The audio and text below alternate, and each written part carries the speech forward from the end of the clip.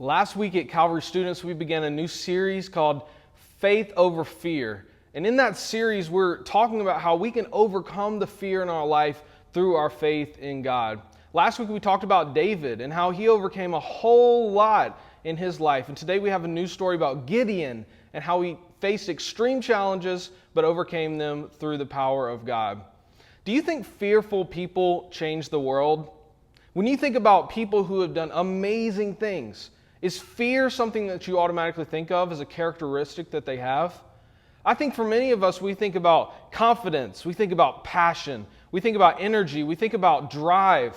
That's kind of the things that this world says make someone who is successful and changes the world. The good news about God is God can bring someone who is fearful and through their faith can bring them confidence. God can take someone who is fearful, who is cowering away, do something amazing in their life and turn them into who He wants them to be. He can do that in our lives. And today we're going to see an example of how God did that in the Old Testament in the story of Gideon. So the story of Gideon goes through Judges 6 through 8, all three of the chapters. And I'd encourage you this week to read this story as an example of how God can do amazing things in our lives. But tonight we're going to look at specific verses through these chapters to see what happened in the story of Gideon and how this can affect us as we choose faith over our fear. So we're going to begin in Judges chapter 6, verse number 11, reading about the story of Gideon. So here we go. Verse 11 says, "The angel of the Lord came and sat down under the oak in Ophrah that belonged to Joash the Abiezrite, where his son Gideon was threshing wheat in a winepress to keep it from the Midianites. When the angel of the Lord appeared to Gideon, he said, 'The Lord is with you, mighty warrior.'" So here we have our main character, Gideon. And what is he doing? He's threshing wheat in a winepress. Now, if you know anything about wheat, it has this little husk on the outside of it. And what you want to eat, what you want to make things with is inside that husk. And so you take a shovel back in the day and you shovel up some wheat, you throw it in the air, and the wind takes the husk off of that wheat. So it's kind of important that whenever you're threshing wheat, you're outside. Well, Gideon was inside a winepress. He was inside of a box where he was trying to thresh his wheat, because we find out at the beginning of this passage that the Israelites, the people of God, have been overtaken by the Midianites. And Gideon was so scared that the Midianites would come and they would take his food that he was threshing wheat in private inside of this house. But then there's contrast, because the angel comes and he says, "Hello, Gideon, the Lord is with you, mighty warrior." Was Gideon a mighty warrior in this moment? No, he definitely was not. But we see first in this passage that God called Gideon while he was hiding from the Midianites. God didn't wait for Gideon to get confident. God didn't wait for Gideon to get it all together. Instead, he took Gideon where he was and he made him into who he wanted him to be. See, in our lives, God takes us where we are to bring us to where He wants us to be. There's no pressure for us to clean up our life, clean up our acts so that God can use us. All we have to do is put our faith in Him, realize it's not about our own strength, trust Him, and He'll begin to do amazing things and work in our life in really cool ways. That's where God found Gideon. God found Gideon hiding, being a coward, being scared of being overtaken. Gideon was one of the least important people in all of the land, but God saw him and said, "Mighty warrior." In our lives, as we begin, God takes us where we are to bring us to where He wants us to be. Secondly, we look in Judges 6, verses 39 through 40. And what God has done is God has said, "Gideon, I want you to lead my people to defeat the Midianites." And naturally, you can see that Gideon's, "What? God, I'm not a mighty warrior. I'm the least important person in all the land. I was hiding in a winepress threshing my wheat. Why would I be the one to lead your people?"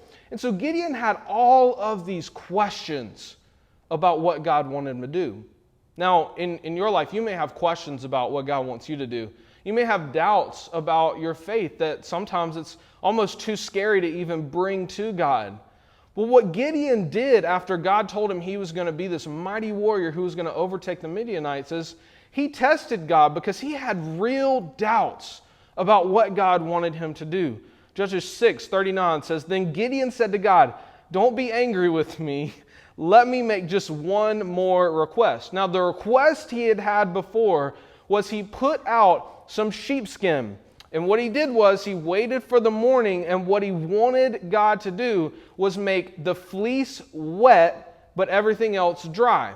So you know what happens in the morning. Dew comes on the ground, and everything is a little wet. Well, God had already granted his request.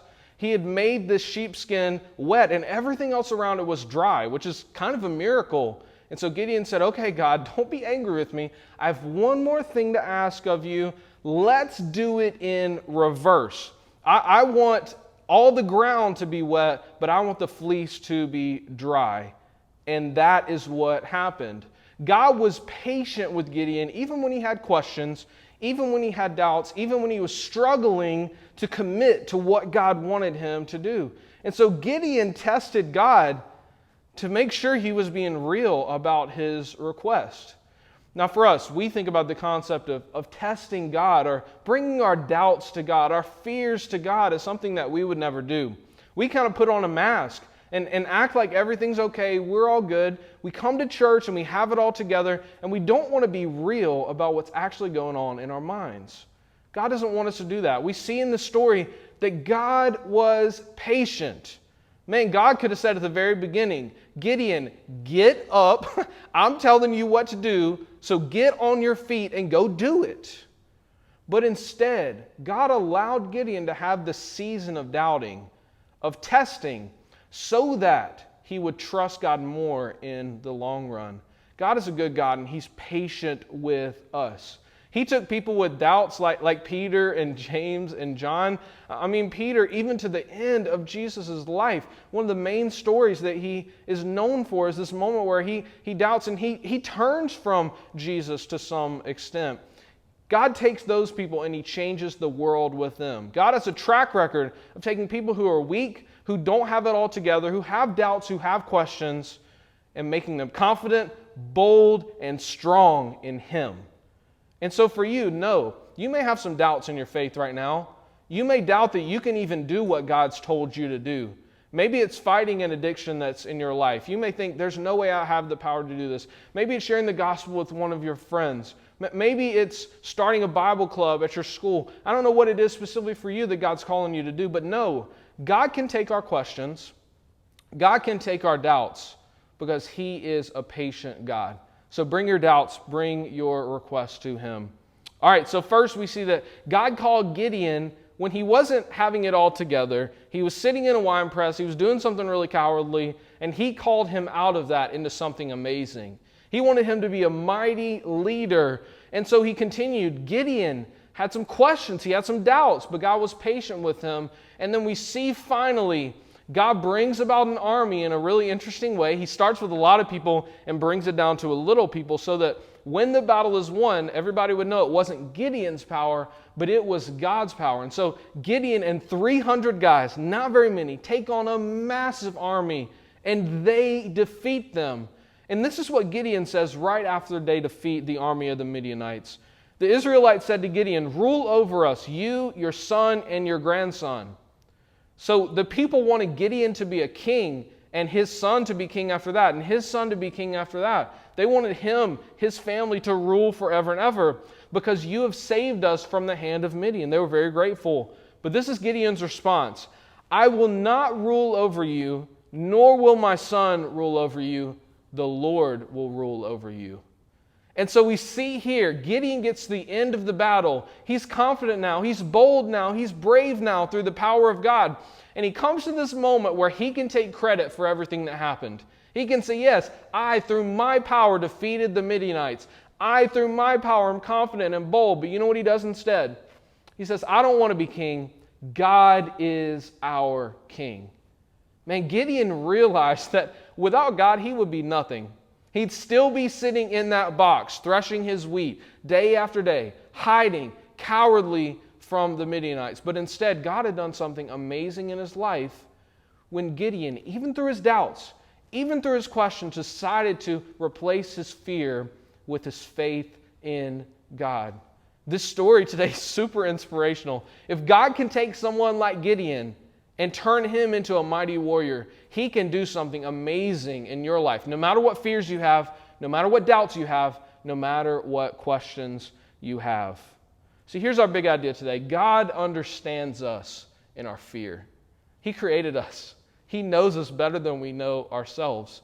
He knows the fear and the doubt and the questions that we have so many times. We don't have to be afraid to bring them to him. We don't have to be afraid to bring them to other people, because only when we bring them to him can we move past them through our faith. And so my challenge to you this week is this: be real with God. Don't let another day go by where your nice Christian mask is on and you act like you have everything okay. God knows you. Even if you're trying to put on a front with other people, don't put on a front with God. Go to him with your fears. Go to him with your questions. Go to him with your doubts and see how he transforms your fear into faith. Hey everyone, it's Miss Patty. I miss y'all. I wanted to share a Bible verse with you that's bringing me a lot of comfort, especially the last few weeks. And it's found in Isaiah. It's Isaiah 40:31, and it reads, "But they who wait for the Lord shall renew their strength. They shall mount up with wings like eagles.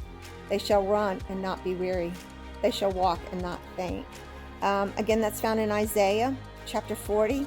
Verse 31, I hope it brings y'all some comfort. It looks like our wait's going to be coming to an end. So I'm praying for safety and looking forward to the day we see each other in person again.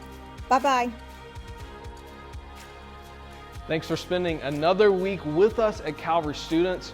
This week I'll challenge you, send out a text to a friend that you think would enjoy hearing more about God's Word. Make sure you connect with someone who maybe is not involved with your Zoom groups right now. We all need connection, and so let's do that together. Tonight we're going into Zoom groups, and remember, get real with your group. Have fun with your group. It's going to be a great time to continue to grow in your faith.